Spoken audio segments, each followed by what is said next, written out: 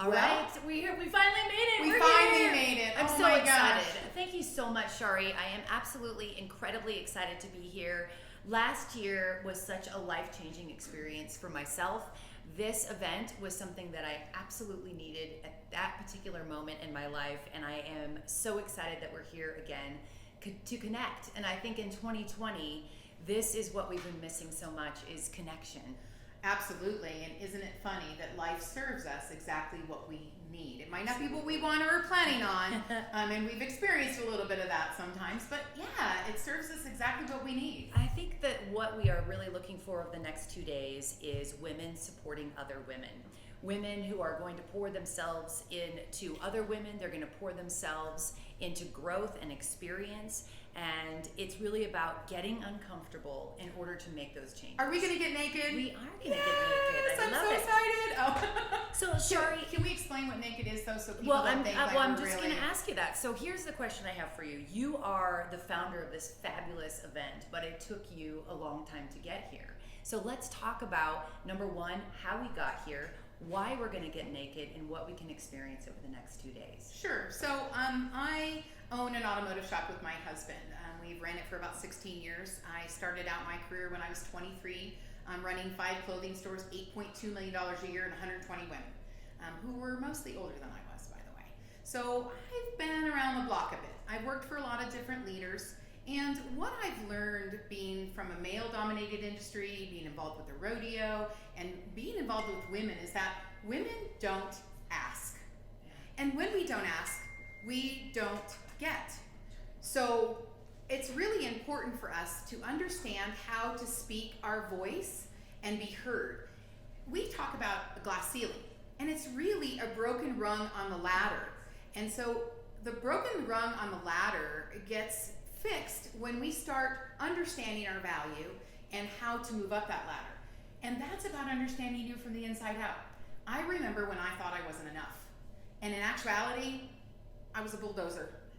So instead of pulling back a little so I wasn't so overwhelming to people, I was doing more. About 10 years ago, when I started doing the work I do, I realized how our perspectives about ourselves, when we haven't mastered who we are with words, can be so skewed. And it changes everything that happens in our life. Our relationships at home, our relationships with teams, our impact and influence as a leader. And women are the best leaders ever. And we all know the world has changed, and now the world has really changed. And so, ladies, I want you to know that this world offers us more opportunity than we've ever had before. Because women, feminine leadership that is nurturing, that is flexible, that listens first, is exactly what the workforce is looking for. And it's not just about millennials. I know you look really young, but you're not a millennial. I'm not a millennial. Yet this is exactly what you're looking for. I think what we're understanding, and you talk a lot about this, Shari, is the difference between hard and soft skills. And I think we're now moving into an environment where those soft skills are more important than ever before. It doesn't matter if you don't know how to do QuickBooks. Do you know how to relate to people? Do you know how to go in and close a deal because you feel comfortable in who you are? And that is what a company is looking for. We had a great conversation yesterday, and I love this, where you talked about, what if we were to walk into an interview and instead of say to the person that we're interviewing with, yeah, I can do that, I can do that, I can do this, oh, yeah, whatever you need. What if you actually said... And then you get there and you're totally unhappy, you're making money, but you're miserable. What if you actually said, I'm amazing at connection. I'm really good at the close of a sale. I'm not really great at the beginning, but I would love to be involved in a team sale experience because I'm amazing at the close. If you were honest and upfront about what you were great at. How about this one? I'm not really good at chaos. I really need things one at a time. And people are okay, but I'd rather just sit at a desk and focus on things. I know I need someone like that on my team, and that's certainly not me, right? So understanding what those specific values in your soft skills that you bring to the table is so important. And that can't happen until you start nurturing yourself and taking care of yourself, knowing how to have time management, understanding who you were born to be in this earth. We're now becoming more aware of energy than ever before. And we've talked about this before, how our energy peeps are like, why all the business stuff? And our business peeps are like, why all the energy stuff? And it's really because, look, we got to learn how to do this And it doesn't matter whether it's energetically, whether it's business-wise, whether it's nationality, whether it's culture, whether it's color of your skin, whether it's where you come from, whether it's experience, we all have value and we all bring something to the table. So now is the time for us to blend together and make that value more than ever for us. I want to go back to something that you had started. You were a huge advocate in bully prevention, and you really started something that became, across our country, people really became aware of what bullying was. But during that process, and I know you're going to go talk about this later on throughout this 2-day retreat, but you pushed yourself so much, Shari, that you nearly died. Yeah. Wow, a little tear there, huh? At 38 years old, I was uncomfortable, but I am a high doer driver, so I just keep going. And I remember just saying I don't feel good, wrapping up in my daughter's pink Barbie blanket on the couch, and my family started getting really concerned. Mom, it's getting worse. I went in the bathroom privately, and my family came in. The cat jumped on the toilet. You've heard about those weird cat things. And the cat jumped on the toilet. My daughter picked her up, and she went and came back. And I was like, oh my God, what is going on? And I stood up and I looked in the mirror and I saw a skeleton. And I just stood there, and my family, what are you doing? And I said, I think I'm hallucinating because I'm looking at a skeleton right now. And I think I need to go to the hospital. So we went. I spent the whole day. They couldn't figure out what was going on. They finally said, look, we're going to take her in. I'm going to do a laparoscopy, right? That's just going a little tiny hole. But whatever I find, you have to allow me and trust me to deal with it. Now, here's what I know afterwards. They don't tell you the truth. When you're going in for surgery, they want you to think positive. They totally knew. I was in surgery for over 8 hours. They took my intestines, which you probably have about, 8 feet of them in your body, and hung them all over the room and sprayed all of the fecal matter off of them. I had popped my intestines. And so all of the bacteria was inside my body. At the same time, I thought, why is things not working right? So I started taking the medicine that breaks everything up. Well, that's poison. So now that's all over the organs in your body. So I had a 10% chance of survival. I was septic, I was peritonitic, and thank God it did not go to my blood. And what I know from that experience, Connie, is live every day fully. And I know that if God takes me off this earth tomorrow, I have done everything I was put here to do, because every day I live fully. And this retreat's part of that. I think that experience also brought you to where you are today. Yes, you weren't going to stop the work that you were going to do, but I'm really excited about our very first presenter, because she dives into a lot of what you were missing in your life, which was us taking time for ourselves. We never have an opportunity to really focus on ourselves. And I think that's just our nature. We're nurturers. We're women. This is what we do. Well, I was saving the world. I mean, my husband said, are you going to die to save the world? And I went, oh, good question. Right. Probably not. And for me, bullying is about putting people down. It's about not acknowledging. And what I know about a bully is they're insecure. Yes. What I know about somebody, a boss with ego, is they're insecure. So I want all of you ladies, when you see someone that has a lot of ego, it's because ego and confidence exist in the same box, right? If it's full of ego, there's no room for confidence. If it's full of confidence, there's no room for ego. And ego eats. It has to nurture itself, so it's constantly bossing people around. It's constantly feeling its power all the time. It never listens, right? And that is insecurity. It just gives you a different perspective now when you look at someone like that. And so that's why it was so important to me, and that's led to the work that I do. I'm a 5 Sciences of Self-Behavior Analyst. I spoke at Harvard specifically about this and got the Business Innovator Award. And I have to share with you, I was shocked, because how do we not know people are first? Zig Ziglar, I read him at 15. Why are we taught things years and years ago that we're still not implementing? So for me, this retreat for women is about lifelong learning. It's about pushing yourself to the edge. It's about being uncomfortable, because the other side of it is beautiful. And I also think that not only is it about being comfortable with yourself, but knowing your value and your impact. I think there's often times where we don't recognize our own value or our own impact. I'm guilty of this myself. You start to have self-doubt or self-talk that is not good. I'm sure every single one of us has had that on-again, off-again conversation. No, you can't do this. You're not successful. You're not going to be able to accomplish that. You see the $1 million actors and actresses, these CEOs, and when you really get into their naked, they'll tell you, look, we have insecurity all the time. we just deal with it, and we don't let it control us. In the face of fear, I push forward, right? Fear does not push me back. When I feel that, all that is for me is a biochemical reaction in my body, and it's called adrenaline. Yeah. And we also talk about the language, which we're going to dive into over these With next Brenda, 2 days yes. with Brenda. But the language that you speak to yourself and what that language means. And I think you and I have talked a lot about the words that we use. One of the words that we hit, 2 words that we've talked a lot about, try and power. And power. Mm-hmm. And it's interesting because I think those are power is a very masculine word. And you and I were just chatting about this. I'm in the process of working on the We Are Influential Women event that's coming up at the end of October. This was formerly the Sierra Nevada's Most Powerful Women event. And one of the things that we came together right away when we started working on this year's event was how much we hated the word powerful.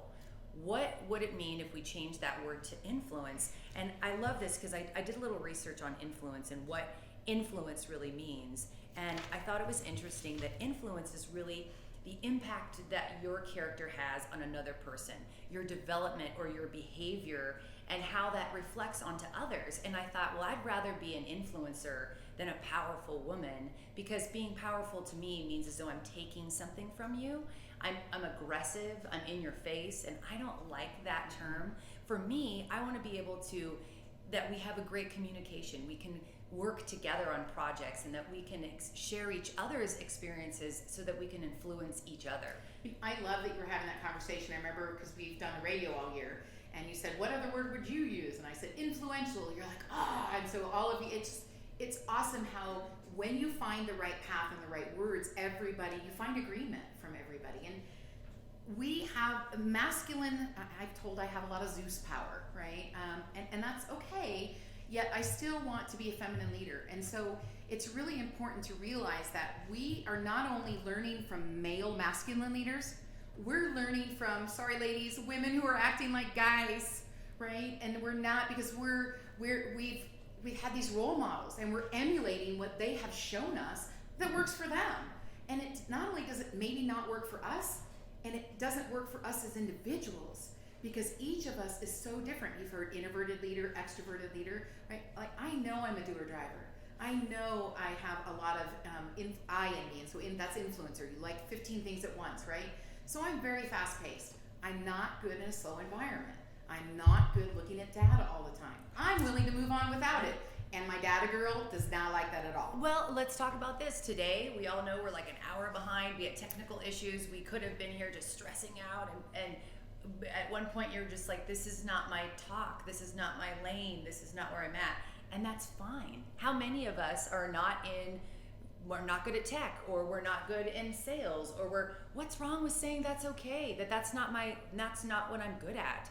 I know when I left radio, my first radio job after 20 years, and started building my own team, the first thing that I learned was I can't do it all. I better find the best person that's a tech person, the best videographers, the best people that can come up with creative content so we can work together. And I also wanted to find people that wanted to collaborate and throw things at the wall and try new things. So those were the things that I went out and looked for. Well, and learning comes constantly.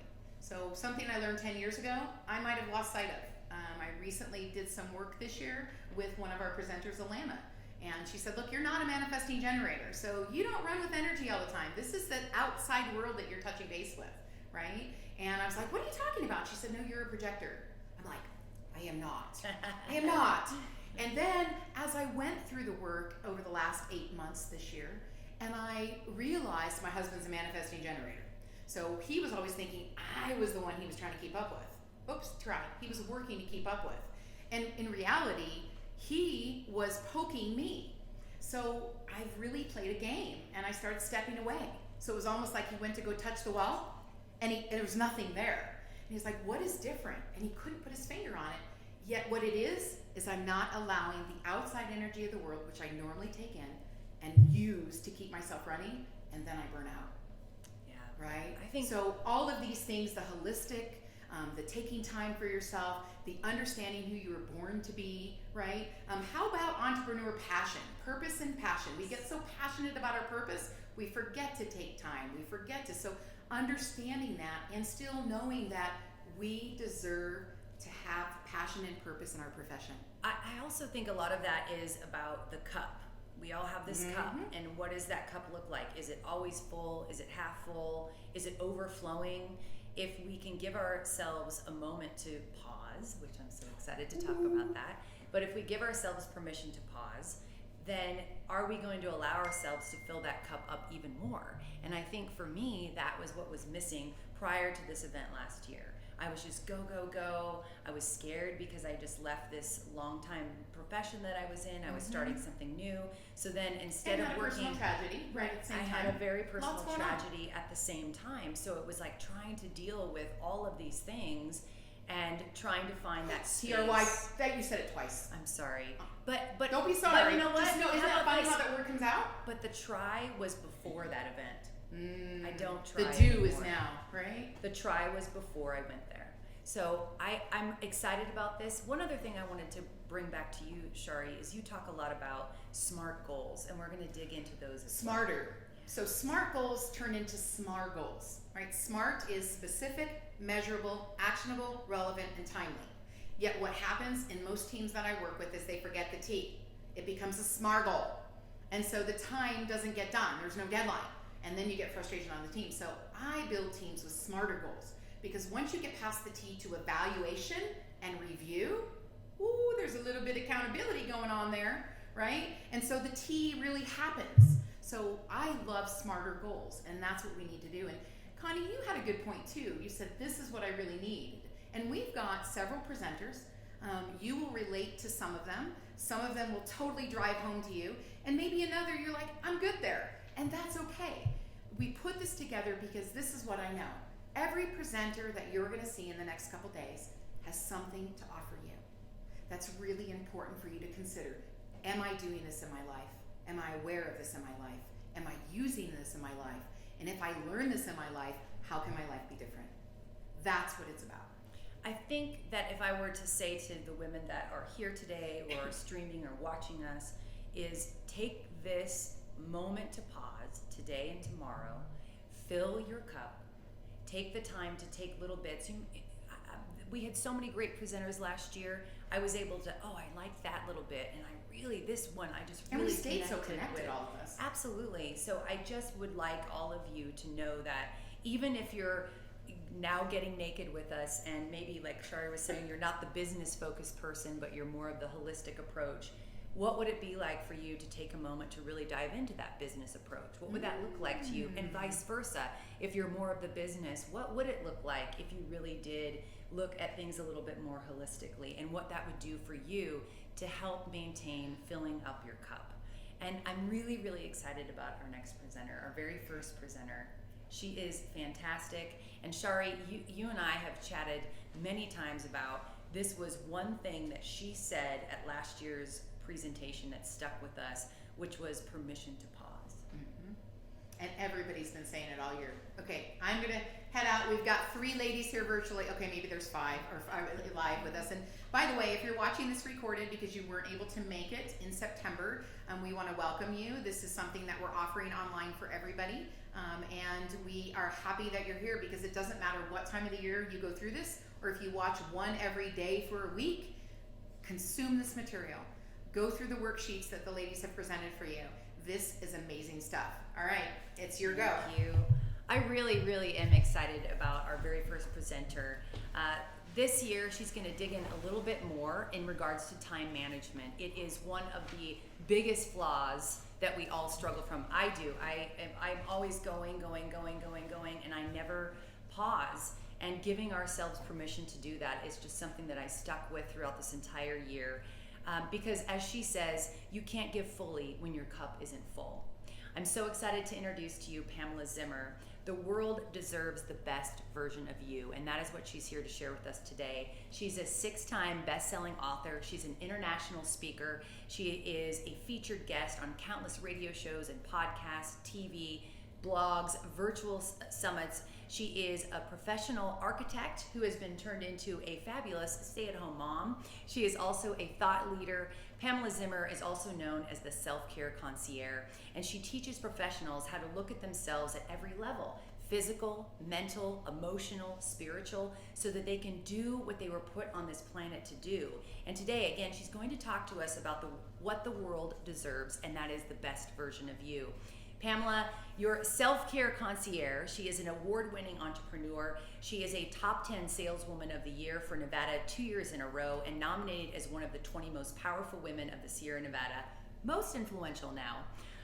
Pamela lives in Reno with her husband, her 2 boys, Zachary and Braden, and she will be the first to tell you that self-care isn't selfish. And I want to tell you that I took her card last year that says just that. Self-care isn't selfish. It's taped on my mirror, and I read it to myself every single morning. So please welcome Pamela Zimmer.